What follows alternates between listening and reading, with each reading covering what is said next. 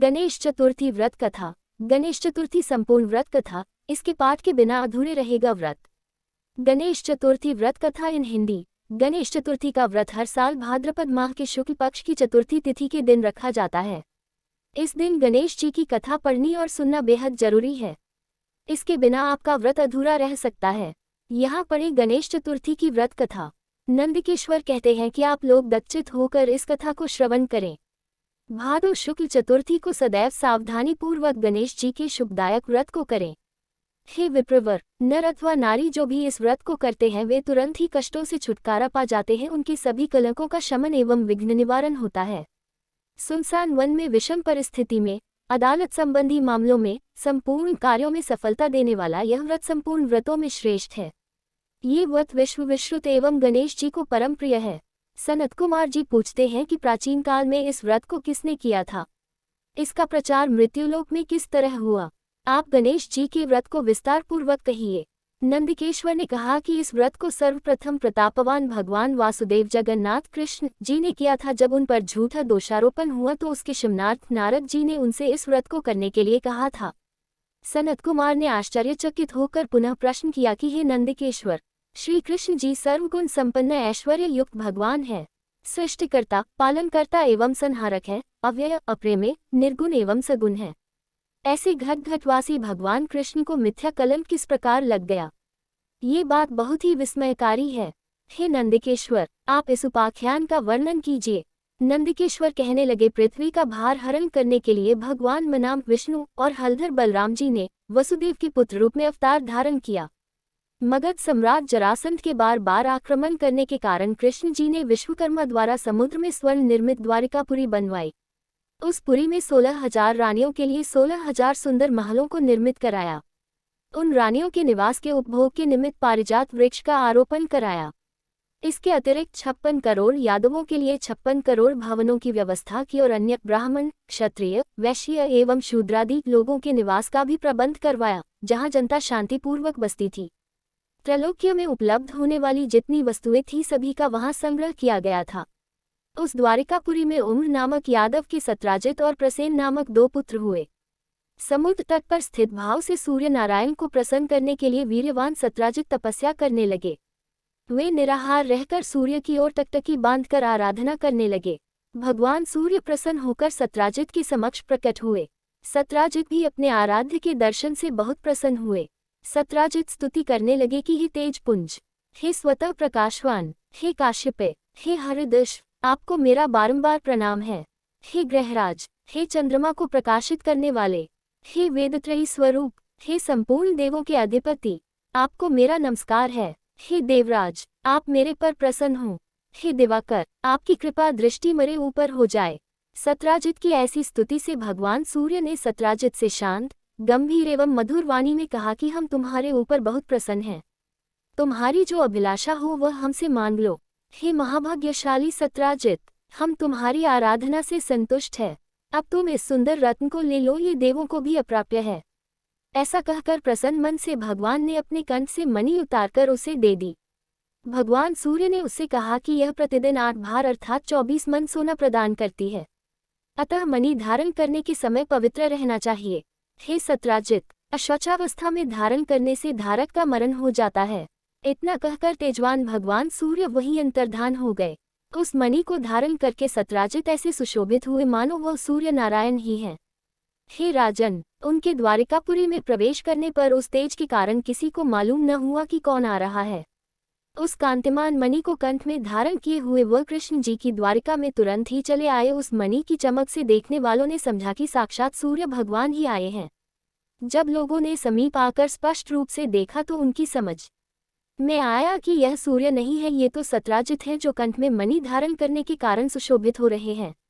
सत्राजित के कंठ में स्यमंतक मणि को देखकर भगवान कृष्ण का मन लालायित हो उठा, परंतु उन्होंने उसे लेने की चेष्टा नहीं की। इधर सत्राजित के मन में संदेह उत्पन्न हो गया कि कहीं कृष्ण जी मुझसे यह मणि मांग न लें। इस भय से उसने उस मणि को अपने भाई प्रसेनजित को दे दिया, साथ ही उसे पवित्र रहकर पहनने के लिए सावधान भी कर दिया। एक समय की बात है कि प्रसेनजित उस मणि को पहने हुए ही कृष्ण जी के साथ वन में आखेट के लिए गए। अशुचिता के कारण अश्वारूढ़ प्रसेनजित को एक शेर ने मार डाला। उस सिंह को रत्न लेकर जाते देखकर जाम्बवान ने मार डाला। जाम्बवान ने उस मणि को गुफा में लाकर अपने बेटे को दे दिया। इधर श्री कृष्ण जी अपने सहयोगी शिकारियों के साथ द्वारिका में लौट आए। समस्त द्वारिकावासियों ने अकेले कृष्ण को आया देखकर ऐसा अनुमान लगाया कि मणि के लोभ में कृष्ण ने प्रसेनजित की हत्या कर डाली है। ऐसा कौन सा अधर्म है जो लोभी के लिए करनीय न हो। लोभी तो अपने गुरुजनों का भी वध कर डालता है। इसी प्रकार की चर्चा सब लोग करने लगे।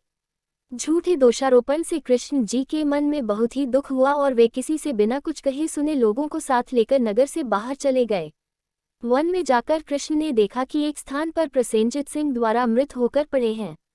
सवारी के साथ प्रसेनजित के पदचिन्हों के सहारे वहां गए जहां ऋक्ष ने सिंह को मारा था। रक्तबिंदु के आधार पर श्री कृष्ण उसकी गुफा में घुस गए। ऋक्षराज की गुफा बहुत ही भयंकर थी और उसमें गहन अंधेरा था, अतः प्रजाजनों को गुफा द्वार पर छोड़कर भगवान कृष्ण अकेले ही उसमें प्रविष्ट हो गए। अपने तेज से अंधकार निवारण करते हुए भगवान उस गुफा में 400 कोस तक चले गए। वहां पहुंचने पर उन्होंने रमणीक स्थान एवं महल को देखा। वहां पर जाम्बवान का पुत्र सुंदर पालने में झूल रहा था और पालने में मणिरत्न लटक रहे थे।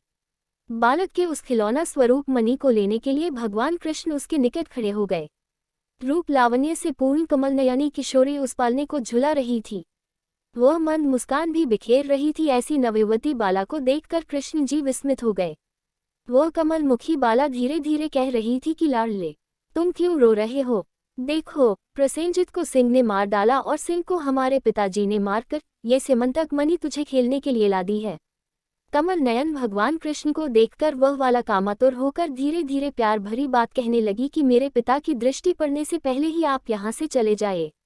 ये सुनकर प्रतापवान कृष्ण जी हंसकर अपना पांचजन्य शंख बजाने लगे। उस शंखनाद से ऋक्षराज घबराकर उठ बैठा और उनके पास चला आया। फलस्वरूप भगवान कृष्ण और जाम्बवान में परस्पर तुमुल युद्ध होने लगा। इस दृश्य से सभी नारियां चीत्कार करने लगी और गुफा के नागरिक आश्चर्य में पड़ गए। उधर गुफा द्वार पर कृष्ण की प्रतीक्षा कर रहे पुरजन उन्हें मृत समझकर 7वें दिन द्वारिका लौट गए। वहां पहुंचकर उन लोगों ने उनका मृतक कर्म कर डाला। इधर गुफा के अंदर भगवान कृष्ण और ऋक्षराज में 21 दिनों तक लगातार मल्लयुद्ध होता रहा। भगवान कृष्ण ने ऋक्षराज के युद्धोन्माद को क्षीण कर दिया। त्रेतायुग की बातों का स्मरण कर जाम्बवान ने भगवान को पहचान लिया। जाम्बवान कहने लगे कि मैं सभी देवों, दैत्यों, यक्षों, नागों, गंधर्वों, पिशाचों और मरुद्गणों से अपराजय हैं। वे लोग मेरे पराक्रम के समक्ष नहीं टिक सकते।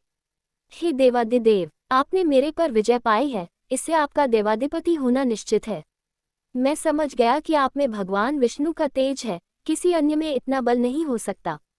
जिसके किंचित कृपा कटाक्ष से चारों पदार्थ सुलभ हो जाते हैं, उसके किंचित रोष से घड़ियाल, मगरमच्छ आदि जीव व्याकुल हो गए और अथाह सागर भी विक्षुब्ध हो उठा।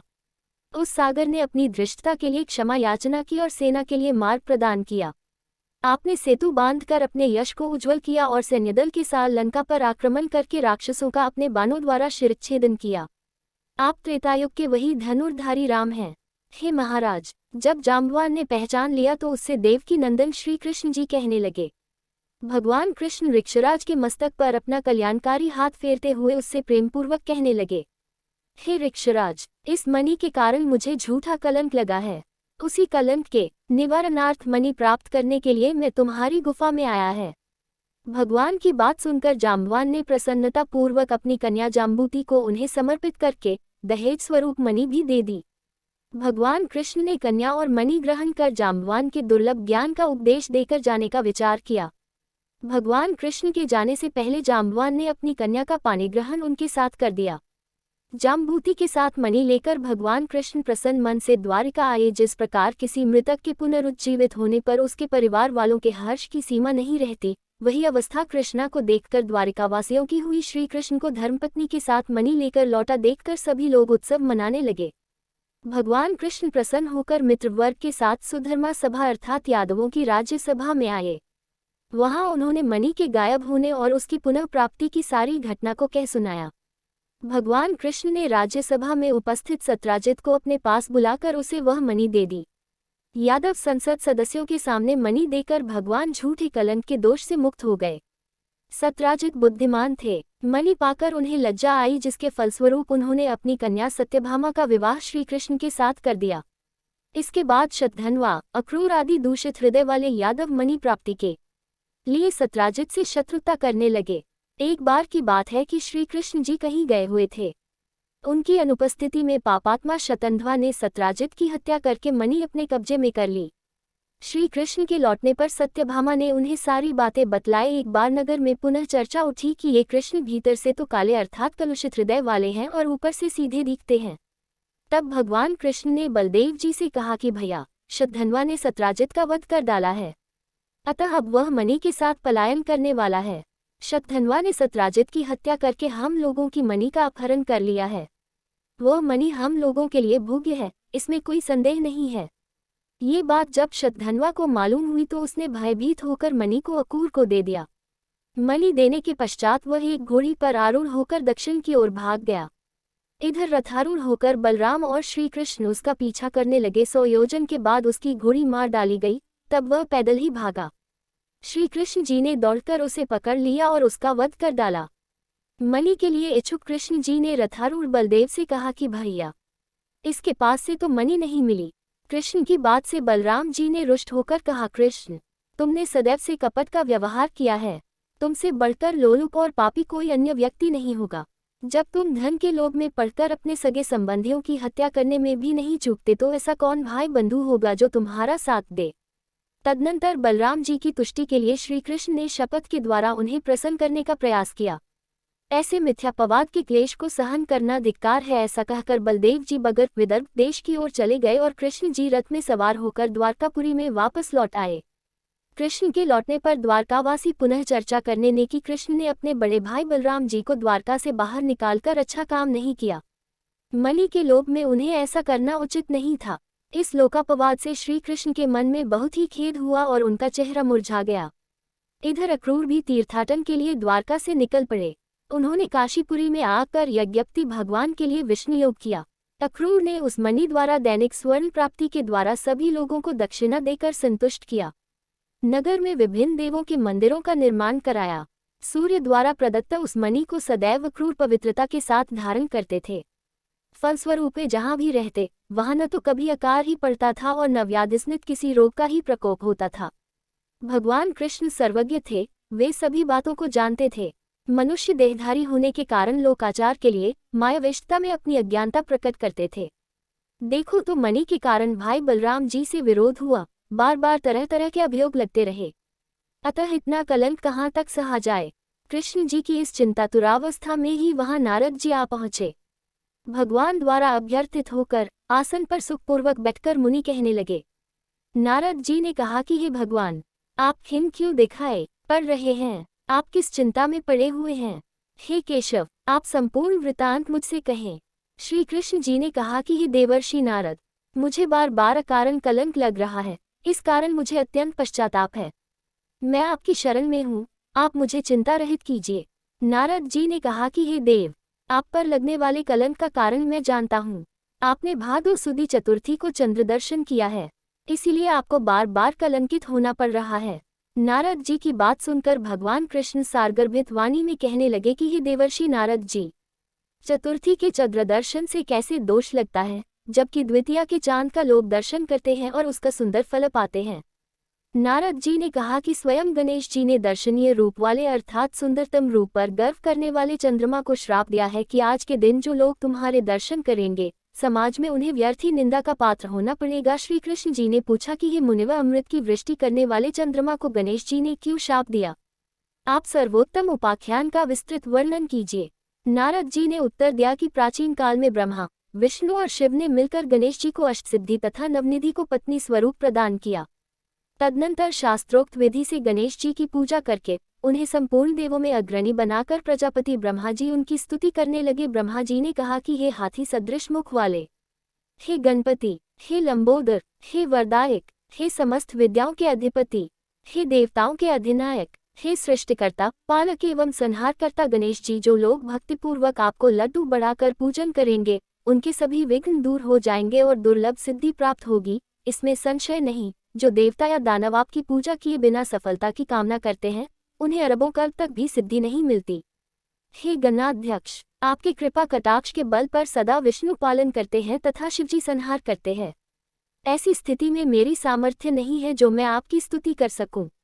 ब्रह्मा जी के मुख से ऐसी स्तुति सुनकर गणेश जी ने विश्व के अधिपति ब्रह्मा जी से प्रेम पूर्वक कहा। गणेश जी ने कहा कि हे जगत के रचयिता ब्रह्मा जी, मैं आपकी भक्तिपूर्ण निश्चल स्तुति से अत्यंत प्रसन्न हूँ। आपकी जो इच्छा हो मुझसे वर के रूप में मांग लीजिए, मैं उसे पूर्ण करूँगा। ब्रह्मा जी ने कहा कि हे प्रभु, सृष्टि के रचनाकाल में मुझे किसी प्रकार की बाधा न हो। ये सुनकर गणेश जी ने प्रसन्न मन से मुस्कुराते हुए कहा, ऐसा ही होगा, अर्थात आपका कार्य निर्विघ्न रूप से चलता रहेगा। ब्रह्मा जी अभीष्ट वरदान पाकर अपने लोक को चले गए।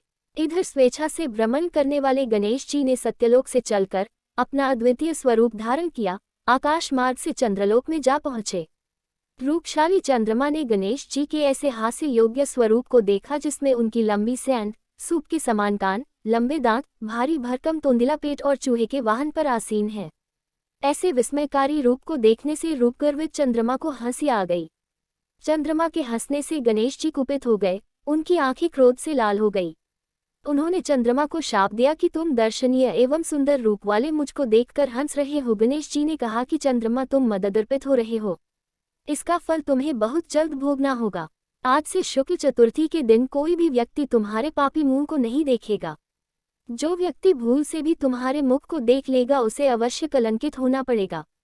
नारद जी कहते हैं कि हे कृष्ण जी, ऐसा भीषण शाप सुनकर विश्व में हाहाकार मच गया और चंद्रमा का मुख मलिन हो गया तथा वे जल में प्रविष्ट हो गए।